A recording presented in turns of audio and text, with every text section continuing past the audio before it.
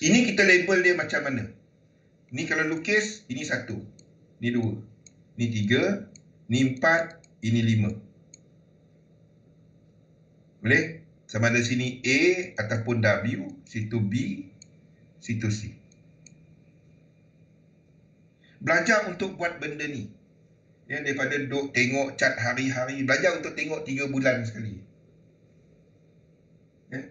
Buka Islamic account, dia tak ada overnight punya charges kan. Boleh? Ini yang saya minat sekarang ni, sebab nampaknya ready to go. Nampak momentum dia? Boleh? Kecil kan? Sebab itu, tu salah satu cara untuk nak tahu bila accumulation, cerita accumulation juga. Bila dia break, bila anda nampak momentum break. Tu contoh dia lah. So, itu kita consider sebagai valid breakout. Sebab dia datang dengan momentum. Breakout tanpa momentum, tu yang breakout tapi momentum tak ada, tak break pun. Tu tak consider sebagai valid breakout. Tu contoh dia lah, cara untuk filter. Dia murah kan. Boleh ke bawah, boleh satu lagi ke bawah, boleh. Kalau dia ke bawah lagi, beli. Itu je.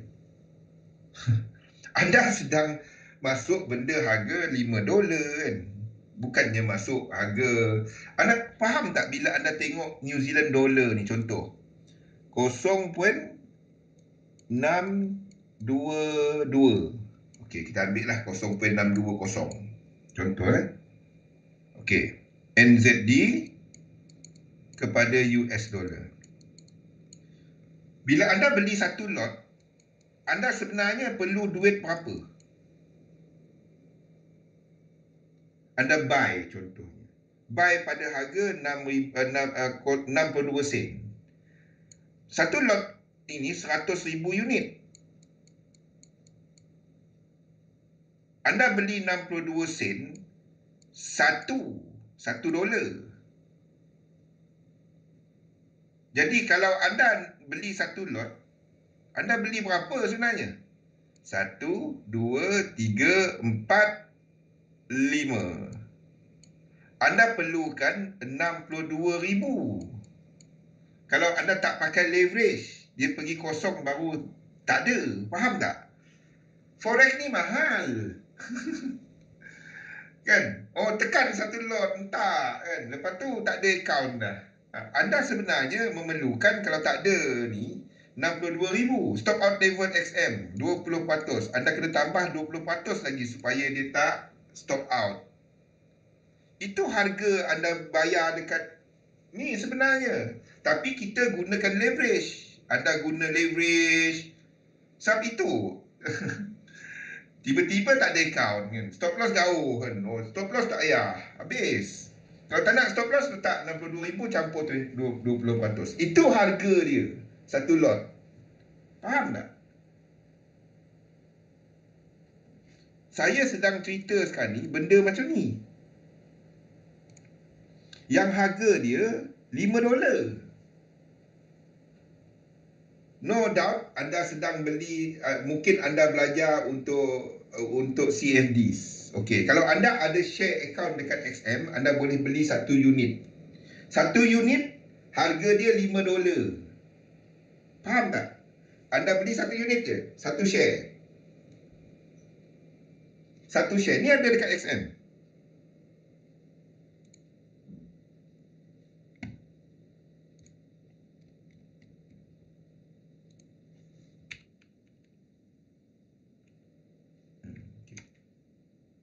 Ada.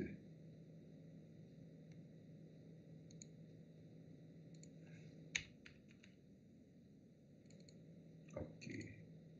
Ni ada kat XM.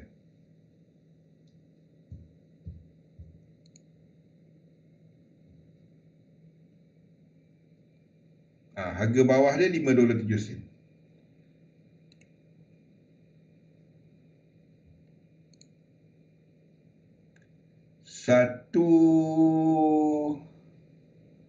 Satu lot Saya tak nampak. Tulisan dia kecil sangat ni. Satu lot berapa unit dalam tu? 10 Contract size, half contract size 10. Jadi maksudnya ini satu share. Kalau anda beli CFDs satu lot, katalah dia ada 10 unit. Kan? Anda perlu 57 sen. CFDs 50%. Jadi anda tambah 25 40 sen, 26 40 sen. Anda beli satu lot, kalau dia pergi kosong baru anda hilang. Dividen dapat. Dividen penny stock. Faham? Ni contoh dia lah. Katalah satu lot dia 10 unit tadi. Saya tak nampak, tulisan dia kecil sangat. Kena zoom in. Nampak lubang hidung aku dekat kamera. Ini kalau CFD, saya tak beli CFD, saya beli share. Tapi kalau anda nak belajar, tak salahnya beli CFD dulu. Belajar dulu. Ataupun belum ada modal. Tak salah. Tapi bila dah ada modal nanti, buka account share dekat SM. Jangan buka tempat lain pula. Boleh? Jadi kalau anda ada account share, anda boleh beli $5.07. Pakai magnifier window. Tak apa. Biasa saya pergi dekat-dekat. Payah tulisan tak nampak. Yang hujung-hujung tu kena dongak sikit baru nampak. Yang hujung-hujung tu. Yang bawah-bawah tu saya dah hafal lah. Belajar untuk buat benda ni. Ya, buatkan ingat mana siapa AC Milan, mana AC Milan? Ingat tak saya cerita pasal akaun, pembahagian akaun. Ini adalah jangan depo satu akaun, trade satu akaun, jangan. Wassalam Rosli. Buat benda ni. 640. Buat benda ni semasa kita pasaran nanti. Market tengah tunggu malam ni ISM Services. Kalau ISM Services kuat, dia punya price macam malam tadi kan, nampak kan? ISM Manufacturing turun, tapi US dollar naik. Kenapa? Saham jatuh. Sebab price. ISM malam tadi, dua malam lepas. Sebab faktor price. Indeks, indeks dia ada pecahan price tu. Okey, sama juga macam malam ni, inflation. Okey. Akaun satu. Buka view account. Akaun satu. Apa jenis dia? Letaklah apa-apa. Akaun satu. Akaun satu ni tempat anda depo. Ni depo biasa. Buka lagi satu akaun depo luar biasa. Ni depo luar biasa, akaun 2. Ini untuk bonus. Bila ada bonus 100%, anda depo kat sini. Faham? Ini jangan depo waktu bonus 100%. Ini sahaja. Bila anda trade, anda keluarkan daripada salah satu akaun ni. Anda kalau ada 100%, anda guna ni dulu. Okay, ni trading account. Kat bawah ni trading account. Ni trading account 1. Trading account 2. Faham? Macam anda beli fixed deposit. Sebab itu saya kata melabur. Kita melabur kepada sistem yang trade dekat sini. Jangan buka satu akaun 10,000 kat situ. Trade kat situ. Habis. Sekali kena kena black swan. Habis. Ada stop loss bang. Ya, stop loss kau. Hilang. Faham? Pernah dengar? Pergi cek 15 Januari tahun 2015. 15 Januari 2015. Pergi cek apa jadi kat Chef Pair. Anda letaklah stop loss. Tak ada. Jadi tak ada cerita stop loss, hilang je. Sebab itu, anda rekodkan trading anda guna Excel ke, guna apa ke, rekodkan. Baru tahu prestasi. Bukannya guna yang orang tengok investor password, tengok ni, itu tak. Ya, itu boleh berlaku. Saya dah cerita dulu, kan, lepas COVID-19 punya ni, bila market start, dia akan ada sekali-sekali market entah apa. Jadi jaga-jaga. Sebab itu broker amat sekarang ni amat jaga-jaga kepada exposure dalam market. Satu, saya nak ajak anda semua, kita semua trading gold je. Tahu gold je kan, muka pun bersinar kuning. Tak kuning kata aku. Apa, tak.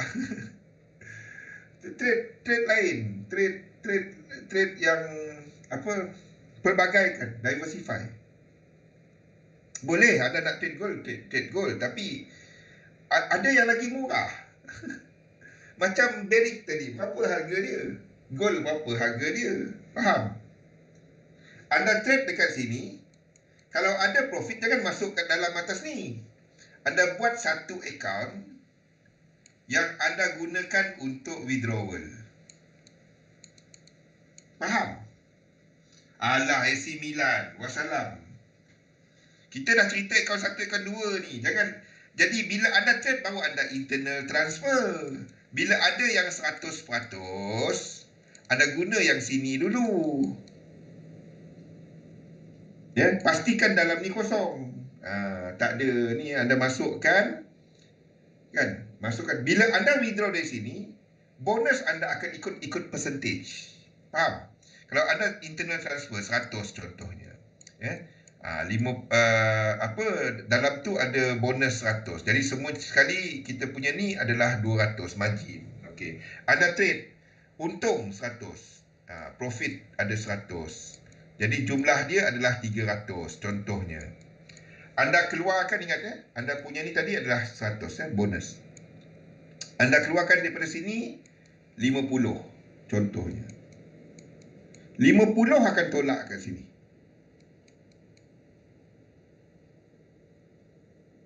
Faham? 50. Anda keluarkan 50. Jadi dia akan jadi 25. Dia akan tolak 25 kat sini.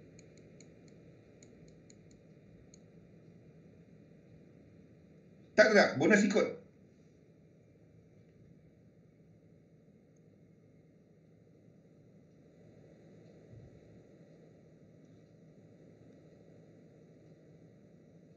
Bila anda withdraw,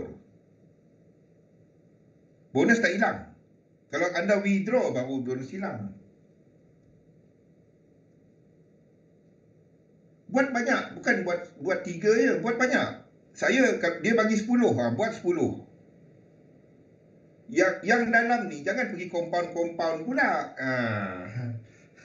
Masalahnya bila orang ada satu account je, kan? Kenapa kita buat macam ni? Sebab anda sedang menggunakan satu leverage, nombor 2 anda ambil bonus. Okey. Bila anda katakan sekali dah naik, saya tak tahu apa promosi sekarang. Okey, 500 pertama 100%. Dululah kan, 100%. 4,005 adalah 20%, kalau tak silap saya. Dululah Okey, ni sampai 5,000. Sampai 5,000. Masalahnya bila anda dah guna 500, bila anda baru buka account, anda ada 1,000 dalam ni. Anda dah deposit, anda punya ni adalah 500 duit anda. 500 lagi adalah bonus. Jadi margin anda ada 1,000. Okey, margin anda ada 1,000. The thing is, bila anda dah habis 100%, tak ada promosi 100%. Anda depo lagi, yang depo baru tadi 30.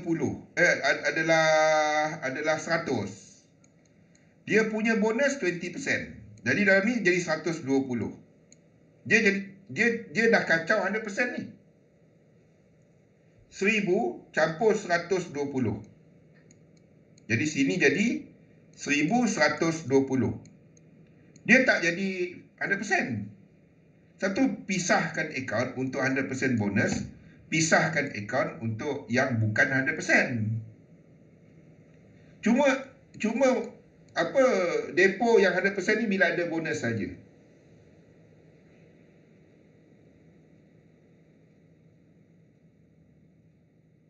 Yang 20% ni dari 50% kan. Yang baru tu. Jadi yang itu depo kat sini. Boleh? Jangan campur-campur. Bila anda trade, anda guna yang 100% dulu. Anda internal transfer sebab anda sedang internal transfer margin. Faham? Trade lah. Trade kat sini bila mencapai anda punya ni, anda keluarkan, masuk dalam withdrawal account. Trade lagi, guna 100% tu. Gunakan ni. Setiap kali nak buka position, jangan compound guna duit yang sama. Faham tak? Tiap kali anda nak buka, itu caranya anda fully utilize yang 100% bonus tu. Faham? Itu caranya anda memang full pakai dia 100%. Ni sebab itu masalahnya bila anda pergi layer. Saya tak faham kenapa orang layer. Masuk satu, dah nak masuk 10 layer, masuk 10 lot. Saya tak faham. Banyak kali saya duduk dengan orang terangkan macam-macam kan. Saya tak faham kenapa layer. Dia suka tim Manut. Apa tim tu AC Milan? Manut. Oh. Manut tu tim takraw kan. Dekat rumah saya ada Manut nama dia. Syekh Manut nama dia. Dia buat roti canai.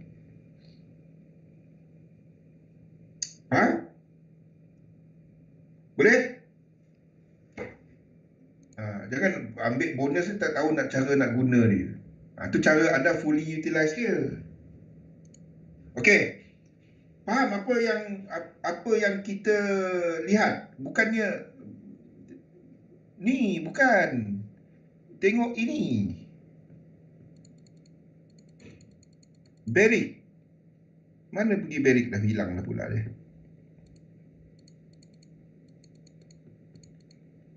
Tengok yang ni. Tak payah. Ni, okey. Saya tak criticize. Cumanya bagi saya dia tak jadi. Nombor satu. Okey. Nombor satu adalah compounding.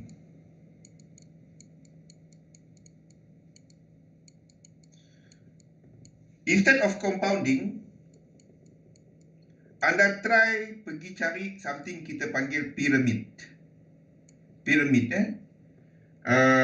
Di mana ini compounding ni sama ada anda masuk satu instrumen ataupun kepada few plan pelbagai instrumen lain. Anda guna pyramid. Maksudnya, the moment anda buat lebih banyak, anda akan trade lebih kecil. Ataupun ini ada yang katakan dia sebagai inverse anti martingale. No, it's not anti martingale. Ini adalah position sizing model yang negatif. Position sizing model ni dia ada banyak jenis.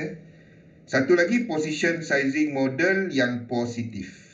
Yang negatif ni makin kita profit, makin kecil dia punya lot sizing. Yang positif, saya ikut yang positif. Instead of compounding biasa. Ni adalah yang ini. Yang kita kongsikan mengenai melindungi trust, modal trust. Okey. Nombor 2 adalah cerita lock. Faham? Hedging.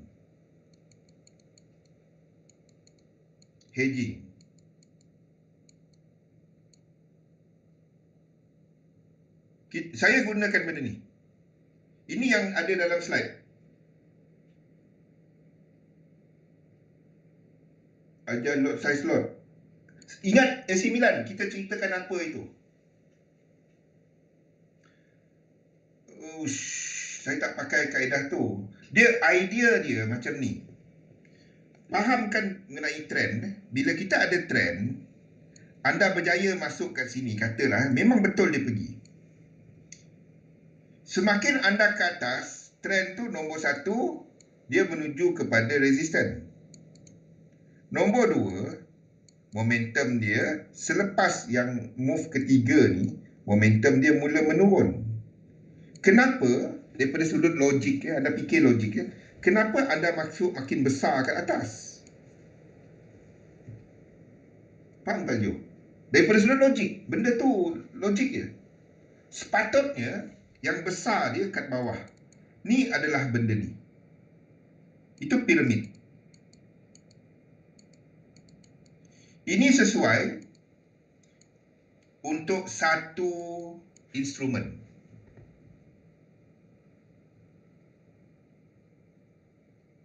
Tak payah kan?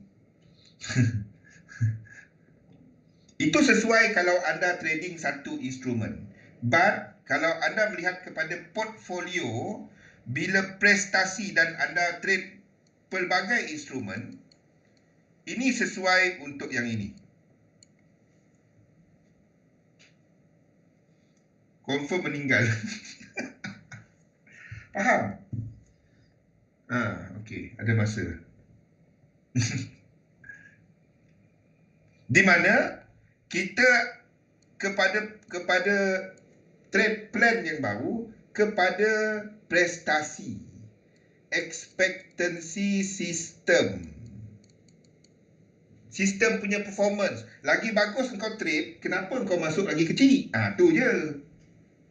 Dia logik je sebenarnya. Saya pun dulu tak terfikir benda ni kan. Kita ingat layer makin besar, makin ni dah pergi, ni tekan, entah, pun habis. Termenung. Tapi fikirkan logik. Fikir logik, benda ni logik je kan. Ni yang saya belajar tahun 2011. Bila, logik dia benda dia. Dia logik je pun. Kita, kan, ya betul. There are times when memang kita ngam, cantik kan. Tapi one time dia pergi macam ni, habis semua. Yang kita berbulan-bulan buat habis. Betul tak Bernard? Mana Bernard ni? Bernard pula. Bernard. Sekali je pup habis, terus hilang semua. Tu yang menong. Tak payah buat benda tu. Tak payah. Kartun jadi. Satu lagi adalah masalahnya dengan hedging. Hedging ni bagus. Tapi instead of anda hedging, belajar, start membaca pasal kondo. Hedging ni basically adalah option. Trading option punya teknik. Anda boleh study pasal kondo, dan kalau rajin, study pasal triangular arbitrage. Ni spelling dia. Study benda tu. Ini topik-topik yang kita akan cover bulan 7 nanti. Menarik kan? Market kita punya. Buat trading biasa je lah. Triangular arbitrage, ya. Okey. Triangular arbitrage ni basically adalah inefficiency kepada market. Kita tak guna triangular arbitrage. Yang macam kita nampak kan, EJ equal to UJ darab dengan EU. Anda boleh lock position dengan menggunakan kaedah kondo. Tapi macam mana pun anda boleh rugi dengan spread. Tapi tak apa.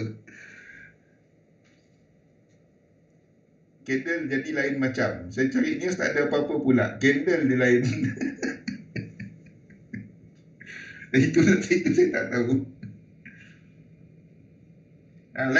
Ini bulan 7 kita banyak cerita benda ni. Slide dia semua dah ada. Saya tak kongsikan lagi. Nantilah. Bulan 6 nanti standby. Even untuk seminar kita besok kita ada seminar bagi siapa yang ada kat ni. Ada few benda yang ada slide, tak ada apa pun. Ada few slide yang saya tak ada apa pun, cumanya untuk kita cantikkan. Ni contoh-contoh dia. Siapa tengok kat Facebook saya, mana pergi? Kita nak break sekejap lagi. Ni hujung ni, anda boleh screenshot dahulu benda yang kita cover pun, cumanya plan dia ni nanti saya atur lah, berterabur apa je.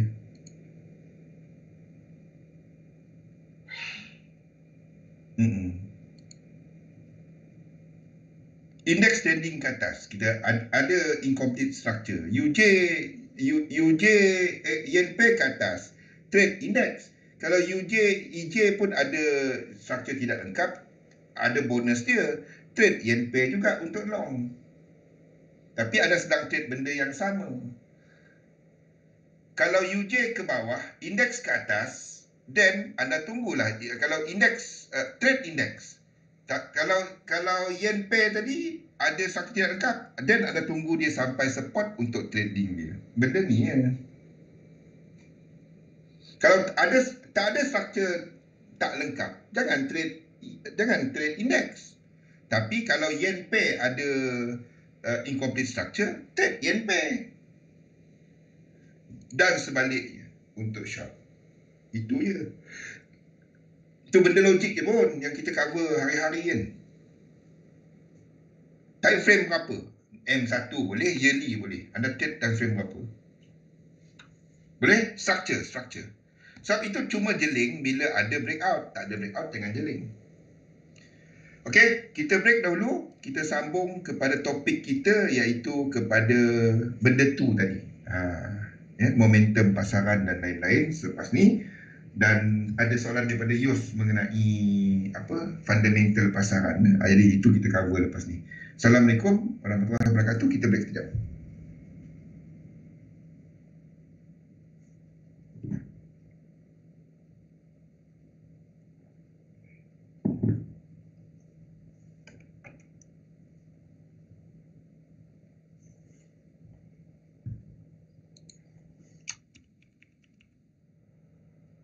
Faham? Macam mana kita nak tahu ni trend time frame berapa? Saya guna dekat trading view lah. GU contoh. Dia tak ada trend. Trend tu adalah siri pergerakan. Okay, H1. Anda buka H1. Okay, sekarang ni structure ini adalah H1 punya structure. Maksudnya ini adalah low, ini adalah high. Trend adalah benda ni. Baru kita ada trend. Faham tak? Kalau anda nak trade sekarang, anda kena tunggu, tengok dekat H1, dia buat macam ni. Baru anda ada trend. Tapi bila anda masuk trend ini, anda akan turun time frame. Faham tak? Jadi ini baru low, high. Tak ada low, high, higher low, higher high. Itu belum ada. Jadi macam mana nak trade dia kat sini? Dan kenapa nak sell? Sebab kalau kita tengok kat sebelah, ini pun tak break. Jadi kalau kita ambil high kat sini, ini high,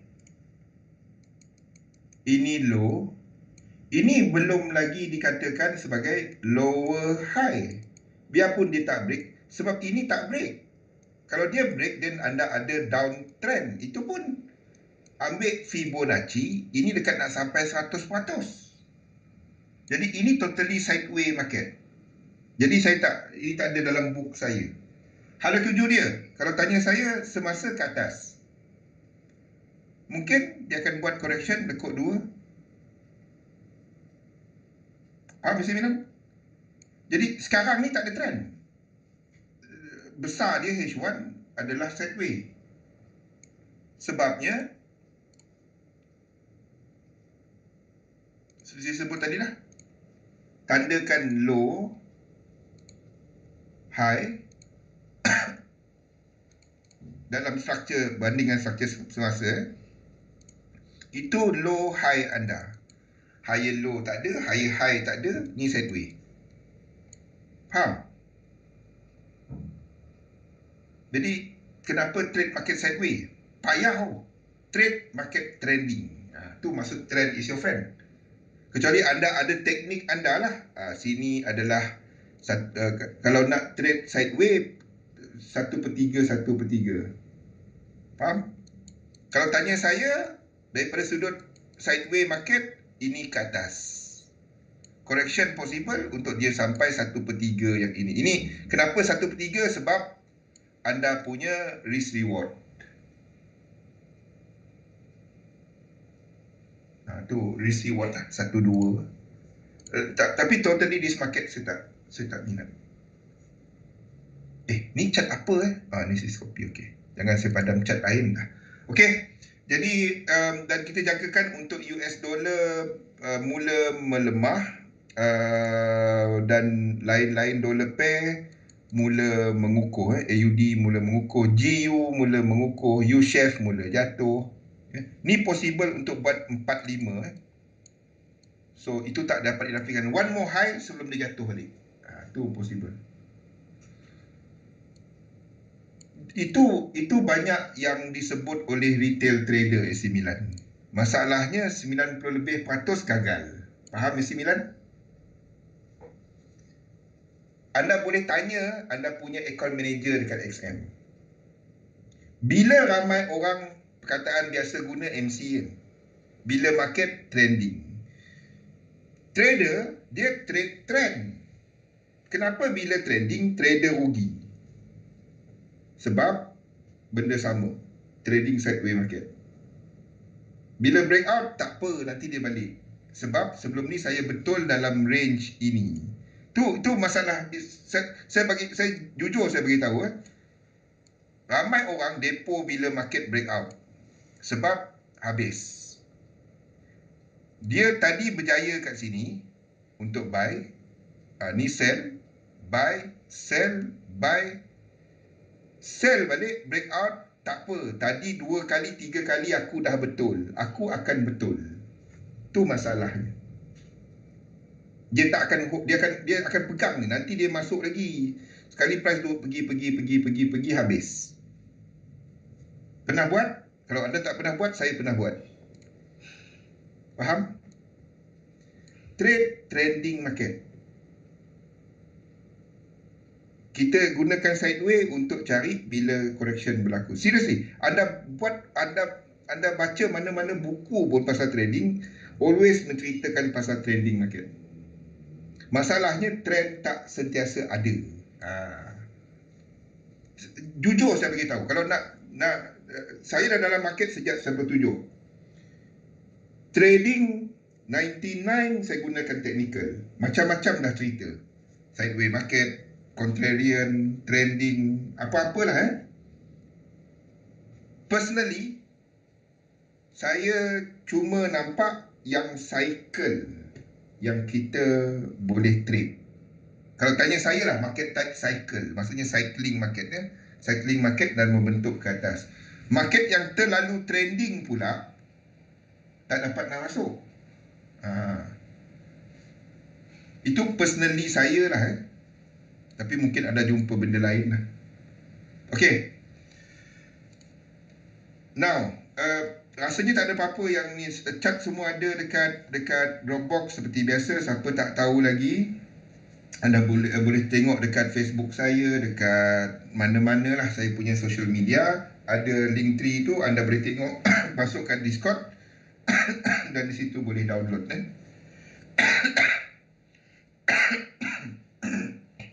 Now, kita masuk ke topik kita, iaitu instrumen pasaran kewangan, sifat dan juga peranan. Sorry.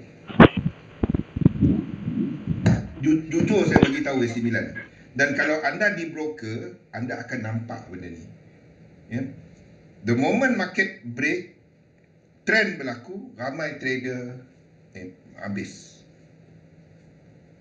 Jujur saya bagi tahu. Seriously. Anda boleh call account manager anda kat SM, tanya betul tak apa saya kata, ataupun mana-mana broker yang anda ni. Bila market trending habis, ramai orang rugi. Menarik kan? Sepatutnya bila market trending, orang untung. Okey, adalah, dan percentage dia kecil. Untung dia betul besar lah sebab trending. Okey, instrumen pasaran kewangan, sifat dan juga peranan.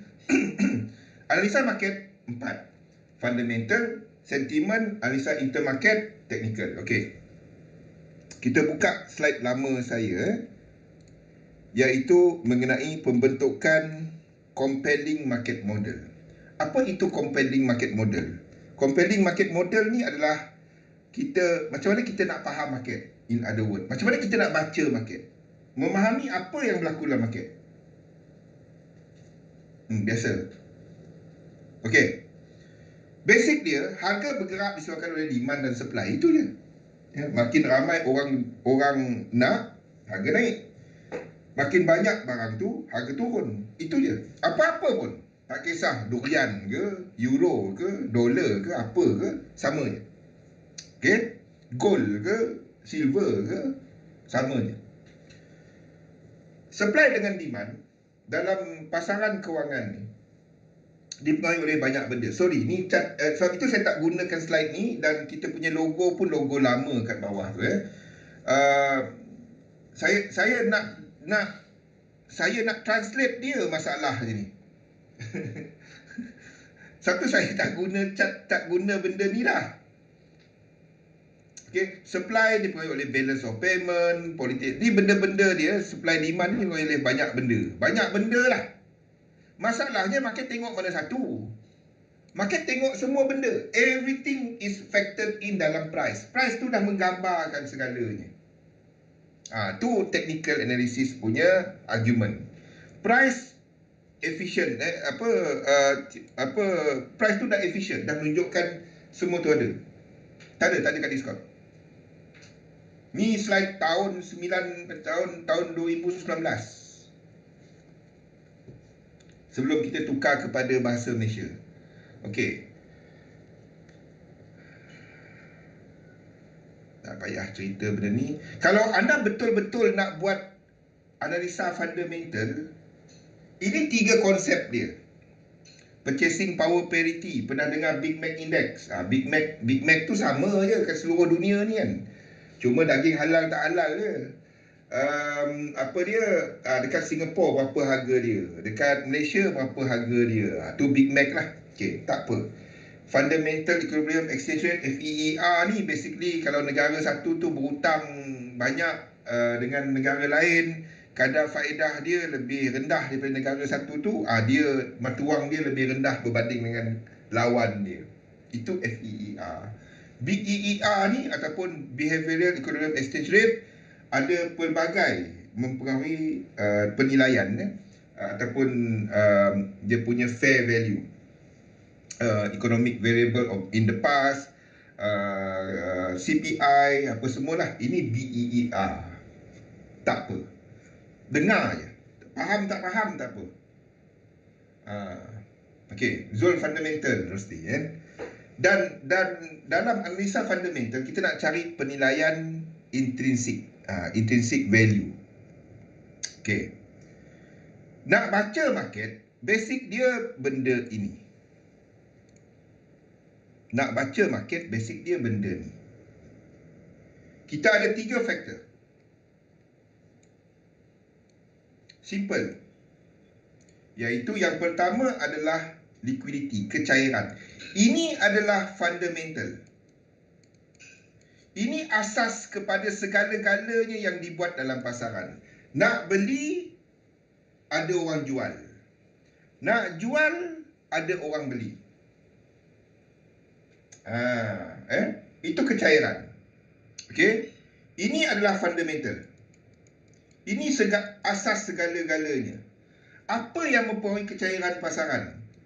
Di sinilah polisi lah, geopolitik lah, apa semualah. Ini asas lah, benda-benda asas yang membentuk ekonomi satu negara tu. Itu adalah. Jadi kalau macam tu, apa yang sentimennya? Contoh orang kata, oh, kalau banjir tu sentimen. Betul dan tidak. Kalau banjir tu menyebabkan satu kawasan tu, katalah kelapa sawit kat Malaysia, kat Johor tengah banjir kan. Dan lepas tu tak dapat nak tanam dah kelapa sawit kat situ. Tanah tu rosak dan menyebabkan pengeluaran kelapa sawit Malaysia jatuh. Harga naik. Itu fundamental. Itu dah bukan sentimen. Faham? Kecairan. Banyaknya nak jual. Itu faktor kecairan.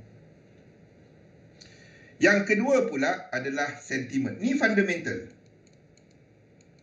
Di sinilah kita melihat kepada polisi, ya. Kita ada seperti polisi monetary, dasar fiskal. Fiskal tu kerajaan buat belanjawan. Contoh belanjawan baru-baru ni. Kan? Monetary, interest rate, dan pelbagai lagi yang dijaga oleh bank pusat. Biasanya lah, lazimnya bank pusat. Tapi kalau macam Switzerland, dia lantik satu badan digelar sebagai Swiss National Bank. Itu corporation. Macam Jepun, dia Bank of Japan, kita ada Ministry of Finance, ada kerajaan dalam mesyuarat dia. Okay. Ini kecairan. Yang kedua adalah sentimen. Sentimen ni basically perasaan. Kalau aku untung, kalau aku beli, untung tak? Ni kepada risk dan reward. Ada banyak fear and greed. Kena bezakan dua benda ni. Semua orang kata, oh, market tak bagus, risk off, oh, gold naik. Padahal itu faktor fundamental. US dollar yang tengah kuat, gold jatuh. Pernah nampak benda tu? Tak semestinya. Anda kena faham, sentimen ke cerita fundamental. Dia lain. Bila risk on, risk off. Pernah dengar risk on, risk off? Risk on ni adalah orang ambil risiko, nak untung. Greed, reward, melihat kepada yield, pulangan. Bila kita cerita pasal ni, ni cerita pasal risiko. Risk off, risk on, risk off kat sini. Dua kat sini kita cerita pasal yen. Kat sini kita cerita pasal US dollar. Boleh? Itu beza dia. Apa sifat pergerakan yang dipengaruhi oleh US dollar? Dipengaruhi oleh fundamental. Dia lama je, dia pergi berturut-turut lama, turun lama je. Ni yang kita katakan dalam technical, dia movement dia bukan motif. Movement dia sebagai impulse ataupun diagonal. Kita interpretkan terus. Impulse ataupun diagonal. Dekat indeks. Dah nampak dah benda ni?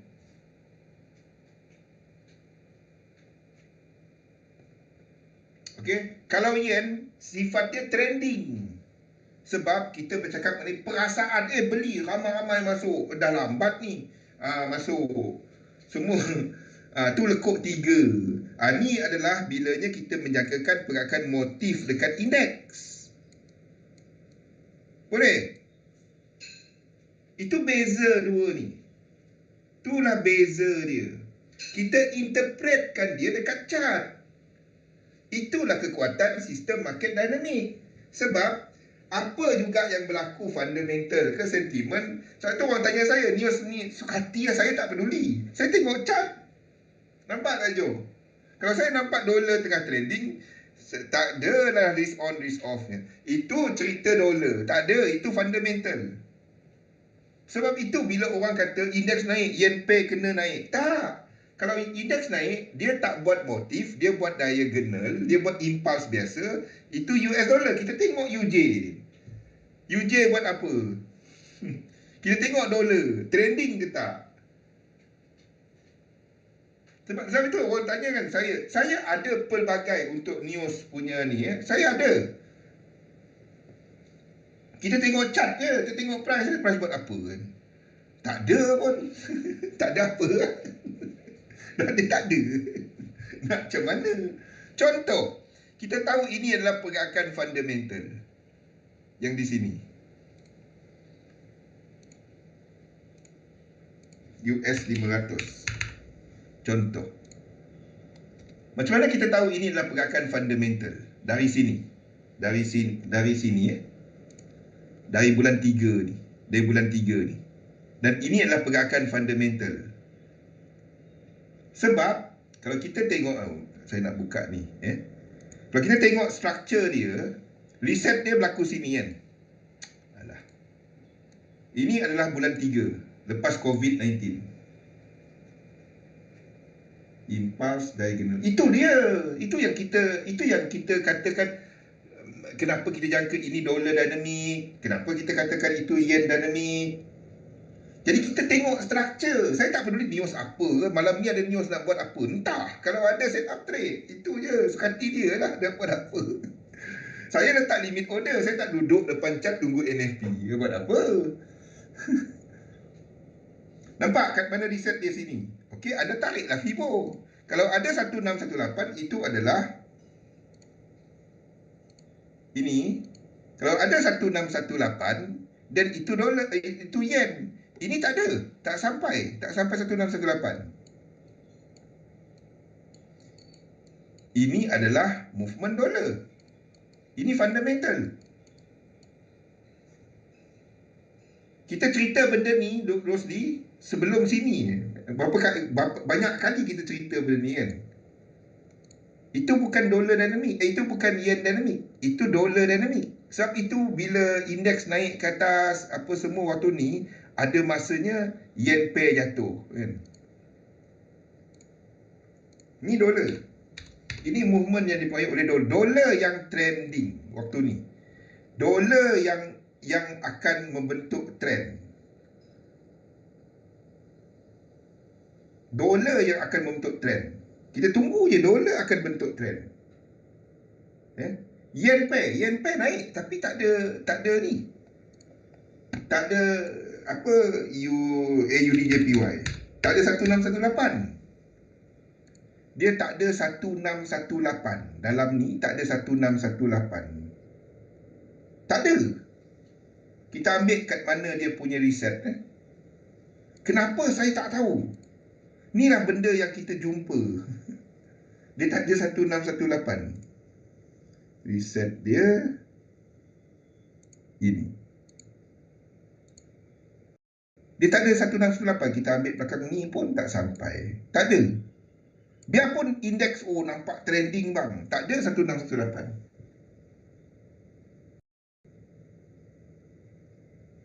Sekarang ni market dolar, memang dolar. It is dollar, dollar dynamic. Satu payah.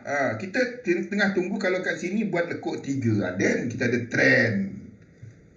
Sekejap. Berbanding dengan pergerakan yang di belakang ni. Sini yang ada yen dynamic ya. Kecuali anda masuk lower time frame lah. Tapi holding ini, sebab itu kita tandakan dia sebagai satu. Faham tak Jo? Sebab itu kita tandakan indeks semua ni sebagai lekuk satu. Daripada ni ke semua ni satu. Nampak? Kalau kita adalah yen dynamic, ini 3. Sini 1, 2, 3. Ni sampai 1618, 3, 4, 5. Habiskan 3 biru. Sebab ini motif. Dan kita akan ambil 3 biru kat situ. Tu beza dia. Nampak? Sekarang ni kita tandakan sebagai satu. Tu yang sebabnya kita tandakan sebagai satu. Sebab ini dolar dynamic. Dan ini adalah kita letakkan sebagai apa?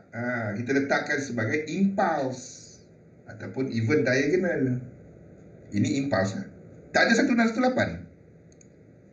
Kalau ada 1618, itu adalah yen dan negatif yen. Itu beza dia. Okay, now kita balik kepada slide lama tadi. Bila kita melihat kepada market, market sentiasa melihat satu atau dua benda pada satu-satu masa. Ada banyak benda berlaku. Apa yang market lihat? Kita faham bahawa pasaran secara asasnya dibahagikan kepada 3 sesi. Faham kan? Ini adalah Asian. Kalau anda intraday, anda kena tahu benda ni. Ini Asian, ini London, ini New York. Apa yang akan menjadi perhatian dekat London? End of last session report. Anda tengok apa yang berlaku dekat last sesi Asia.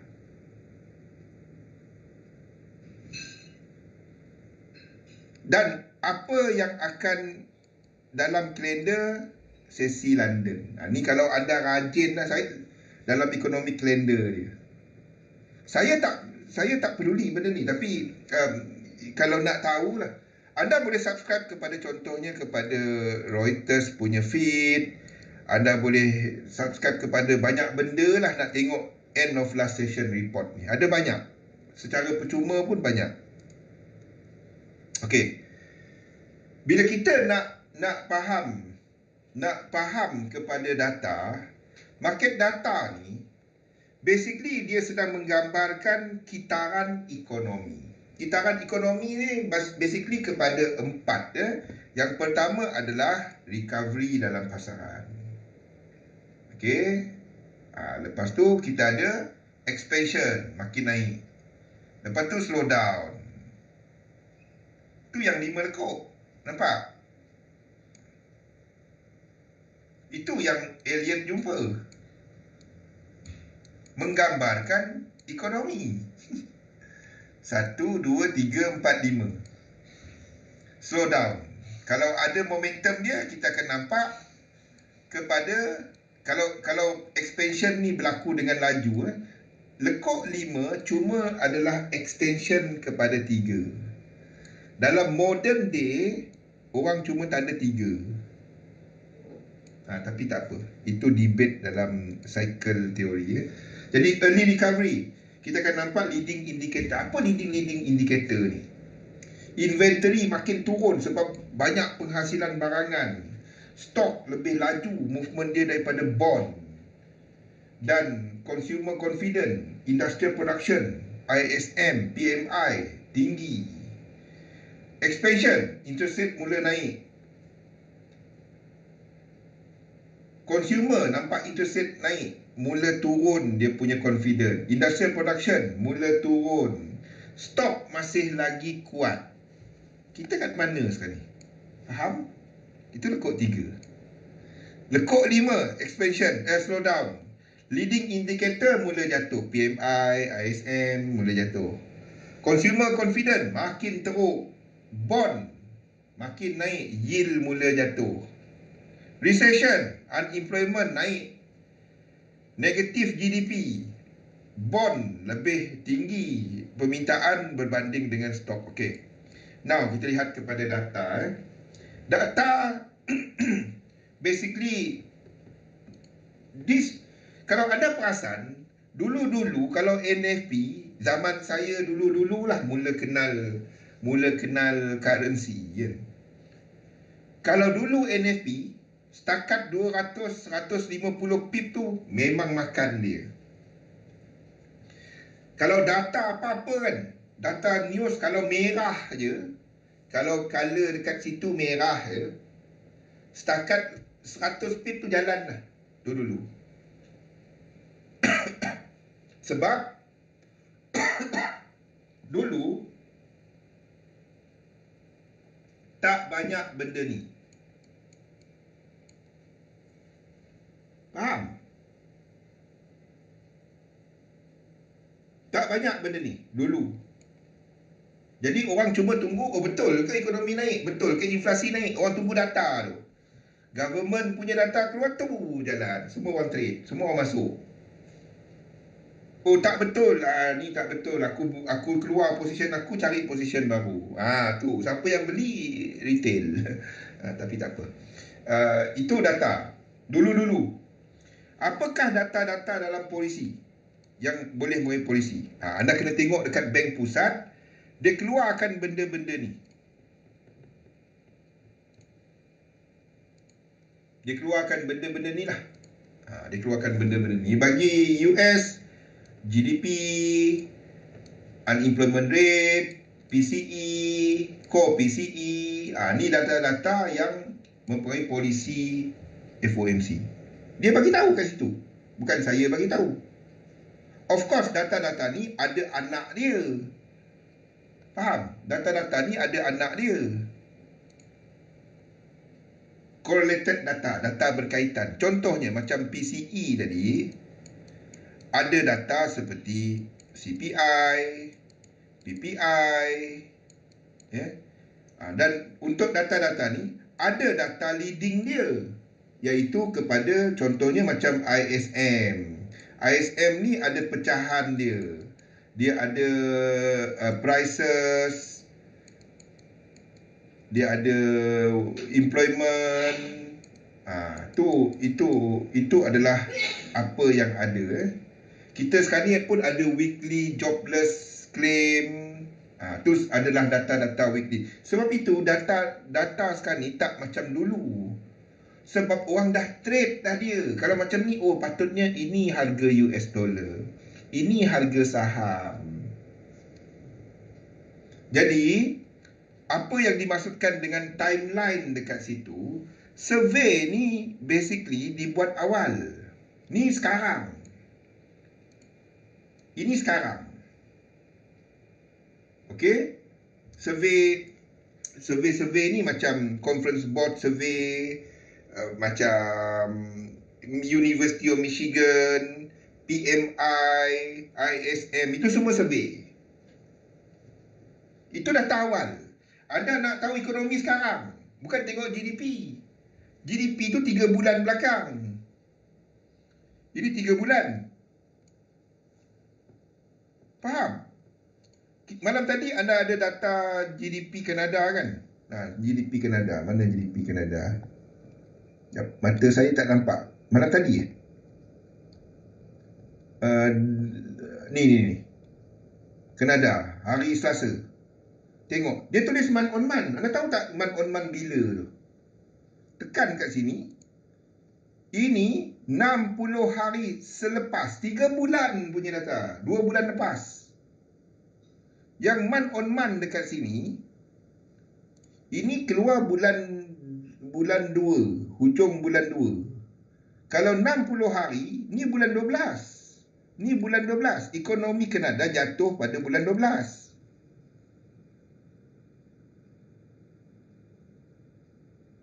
Alah, guna extension Kimi guna Bing. Guna extension dekat Chrome tu.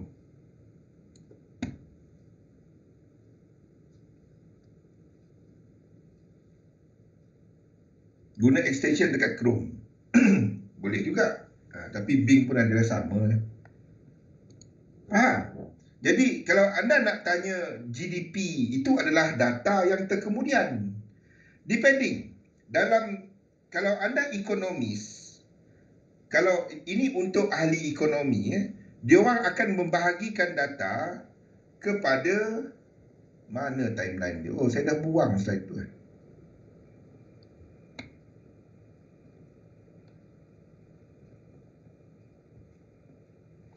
Kepada yang ini. Ini adalah soft data leading. Soft leading data. Kenapa dia digelar sebagai soft leading data?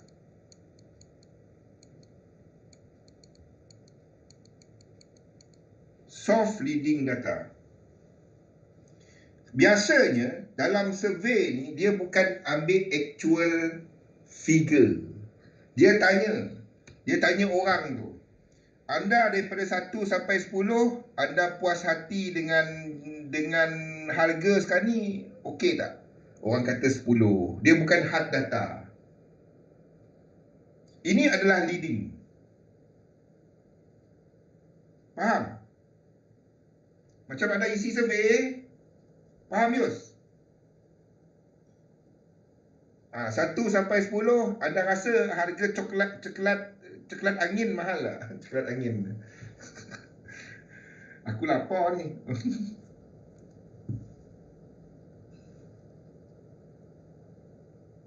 Boleh? Sekejap, siapalah pula. CIMB Shopping. Itu soft reading data. Jadi ini adalah paling awal. Anda nak tahu sekarang macam mana? Anda tengok soft reading data. Sebab dia tengok consumer, dia tengok kepada penjual, dia tengok pekilang. Ni contoh-contoh dia seperti PMI, ISM dan lain-lain lah. Ni soft reading data. Coklat angin. Coklat angin tu tak dapat apa lah. Dah ingat dah dapat coklat. Saya dapat angin. Itu coklat angin. Itu timeline dia. Ini sekarang. Kalau nak tahu sekarang, anda tengok data ni. Memang lapar ni. Tu yang Wani tak ada sesi sebab blackout dekat area rumah dia. Pukul 10 baru ada. Sekarang ni kita cerita pasal ini sekarang. Ini leading. Lepas tu kita ada hard data. Okey, hard data. Hard data ni benda-benda seperti GDP, seperti inflation. Ni awal ni awal inflation. Sebab data-data ni biasanya keluar 1 bulan selepas month end. Bulan habis dia terus minggu pertama dia keluar. Inflation, employment, ni data-data awal. Retail sales. Faham? Ni data-data awal. Hard data yang awal sikit. Okey? Dan untuk nak jangka benda-benda ni, market tengok benda ni. Faham tak? Itulah guna ISM, guna PMI tu semua. Kimi punya sembang. Aduh. Gajah terbang pun landing balik. Tengok nasi lemak. Dengan teh tarik alia. Faham? Anda pergi dekat Forex Factory tu, tekan dia punya ni ISM tu. Anda akan nampak dia punya ni, baca dia. Itu yang orang kata market trading into inflation data, expecting inflation to be higher. US dollar is climbing, yield is going up. Expectation, data will be higher, FOMC will be tougher. Itu yang orang kata trading into event. Kita cuma interpret berdasarkan kalau dia US dollar ke, orang tengah nampak ni US dollar ni. Kita nampak dekat US dollar. Index pun sideways. Boleh? Now, yang kita kata data yang lagging sikit. Kita ada pelbagai sebenarnya. Hard data, kita ada data-data seperti jualan kereta, rumah, harga kayu, plum, dan macam-macam lagi lah. Harga gasolin, tu adalah untuk inflation. Faham? Sewa rumah, kalau nak tahu macam-macam data dia. Ini adalah untuk home sales, sewa, adakah sewa naik? Kalau sewa naik, inflation naik. Faham? Food price index, FPI. Kalau negara macam yang banyak import makanan. Negara mana yang banyak import makanan? Food price index. Pulau. Bukan New Zealand. UK. Faham? Sebab itu harga makanan amat penting dekat UK. Sebab dia banyak import kan. Tu juga Sunbi saya tak dapat nak baca. Jadi data-data ini digunakan untuk menjangka inflation, untuk menjangka pekerjaan. Makin banyak rumah dibina, makin ramai orang beli, makin banyak projek baru, makin ramai pekerja, NFP naik. UK memang net importer makanan. Sebab itu UK dia punya ni has been negative. Dia punya balance of trade dia negatif. Ni balance trade. Balance of trade dia memang negatif. Kadang-kadang je dia positif. Nampak? Kadang-kadang je dia positif. Jarang-jarang dia positif. Macam US lah. Banyaknya negatif. Sebab banyaknya makanan. Nampak? Tu UK balance of trade dia. Nampak negatif ke? US memanglah orang ambil kesempatan. Itu yang Trump marah. Trump tu bagus sebenarnya. Tapi cara dia yang orang tak suka. Trump tu bagus. Make America great again. Magar kan. Bagus. Yes. Betul. Sebab itu yang UK. Bukan dia saja. Sebab sorghum. Makanan haiwan. Tu. Gandum. Yes, betul.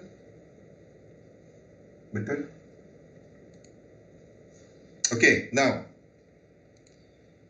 Ini tadi adalah kepada hard data. Jadi semua ni akan dijangka.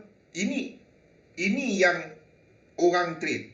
Expectation market trade benda ni kepada polisi, sama ada central bank dan even kepada fiskal, even kepada hubungan dua hala negara, China dengan US contohnya, China dengan India contohnya, Rusia contohnya. Kan? Kalau inflasi naik disebabkan oleh harga gandum naik, animal feed naik, rasa-rasa US elok tak dengan Rusia? Contoh. Tak kan? Dia akan tekankan Rusia. Salah satulah, sama ada Rusia jatuh ataupun US kena tunduk kepada Rusia. Itu contoh.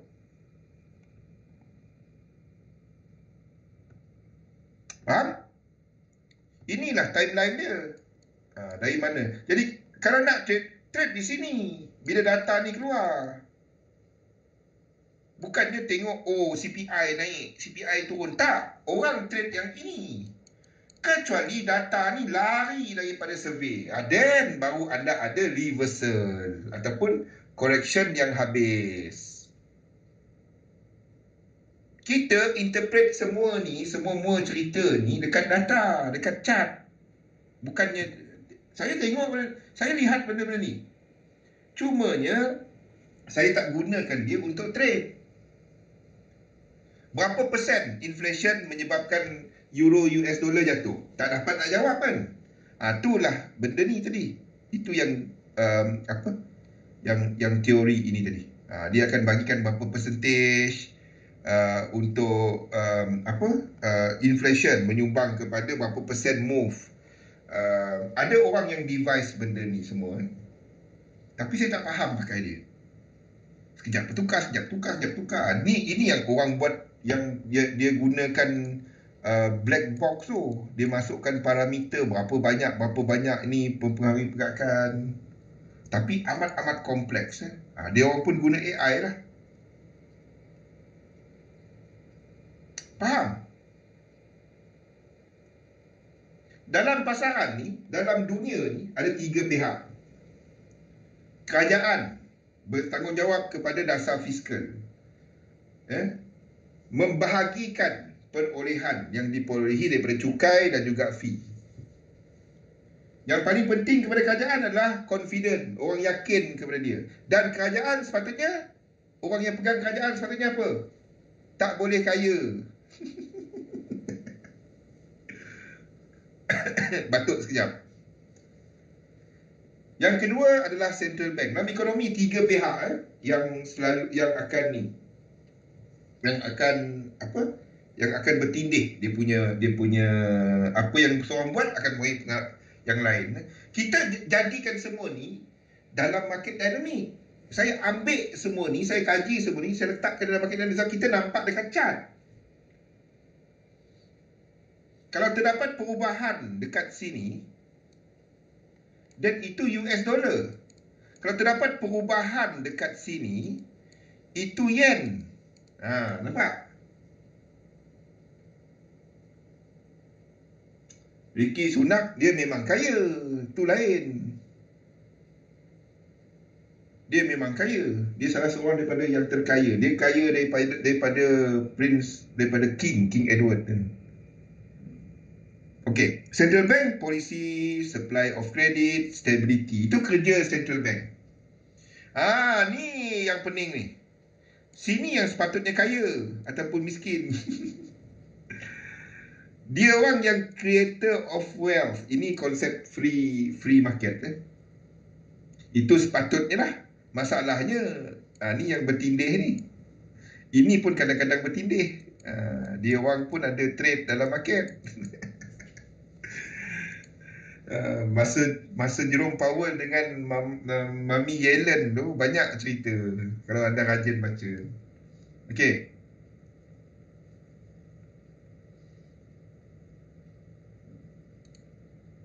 Di sinilah kita melihat kepada semua inilah dan kita pilih instrumen untuk kita membaca market. Dan kita nak baca market guna apa? Guna technical. Jadi bila kita katakan bahawa US dollar tengah trending, insider trading, dia orang yang buat polisi. Faham Jo? Dia orang buat polisi, dia beli bond. Macam mana tu? Kalau dia beli bond, anda tahu bond tu sensitif kepada interest rate. Dia beli, dia jual bond. Macam mana? Adik tolong trade. Itu saya tak tahu. No comment. Dolar dan lain-lain. Itu yang kita buat. Dan kita melihat kepada kesemua ni. Kita melihat kepada struktur, pasaran, dan apa yang kita lihat ada 3 benda. Yang pertama adalah struktur. Apa jangkaan struktur di sini? Adakah dia akan membuat motif ataupun korektif? Yang selepas pembetulan satu cycle berlaku dan ada incomplete. Sebab itu kita tak trade kalau dia complete.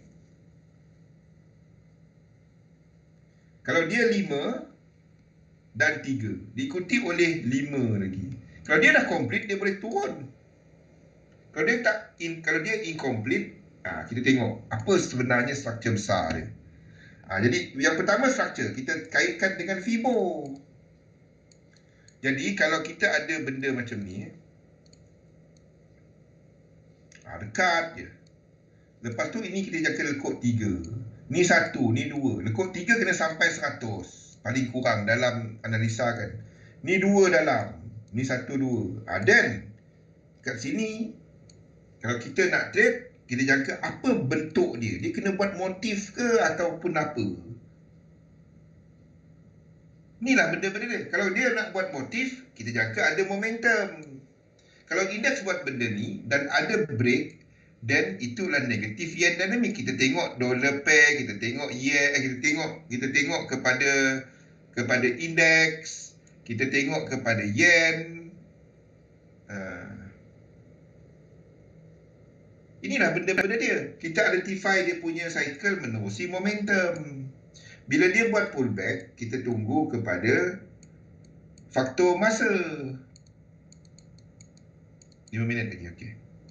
Di sinilah kita melihat kepada pecahan-pecahan ni lah. Kan tak payah ulang lah kan. Ni baca je.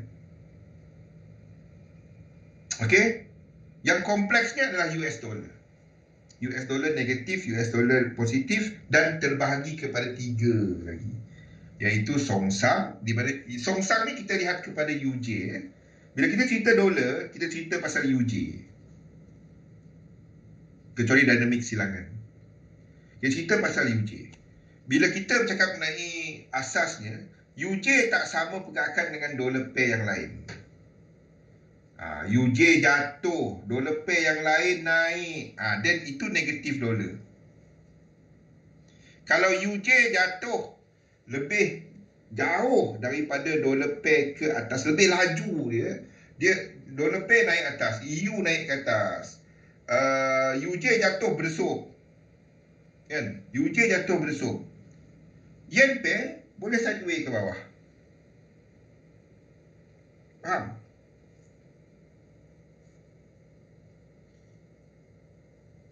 EU pecut ke atas, EJ turun ke bawah. Pernah nampak benda tu? Tu dollar, negatif dollar dynamic. Tapi dia tak pecut, dia sideways turun. UJ ke bawah, EU naik ke atas lebih laju daripada UJ ke bawah. Dan yen pair akan membuat diagonal ke atas.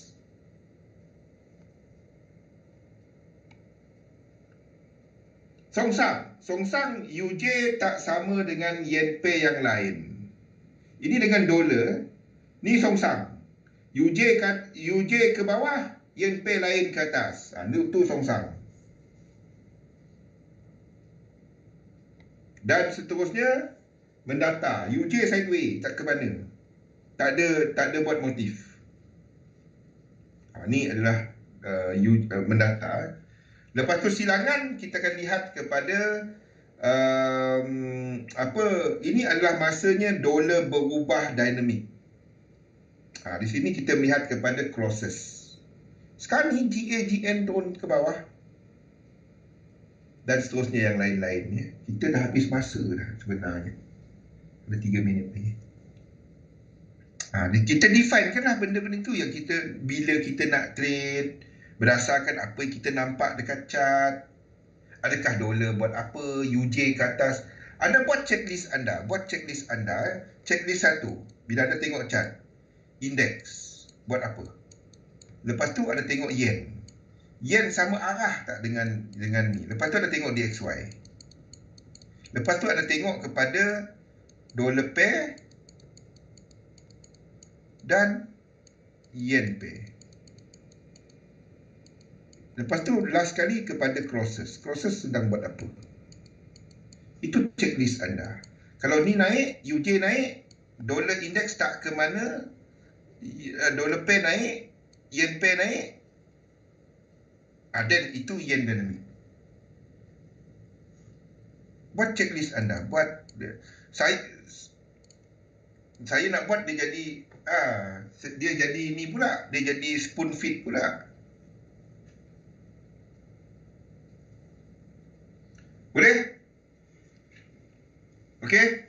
Jadi kita interpretkan dalam ni besok pula Isnin kita akan pergi lebih lanjut lagi kepada dinamik tadi. Dan bagi siapa yang datang seminar esok, insya-Allah jumpa pagi. Kita punya seminar cuma half day besok.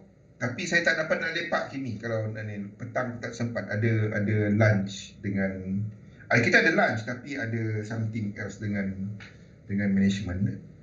Okey, jumpa insya-Allah sampai ni besok, dan selamat berhujung minggu kepada mereka yang ni tak ada esok.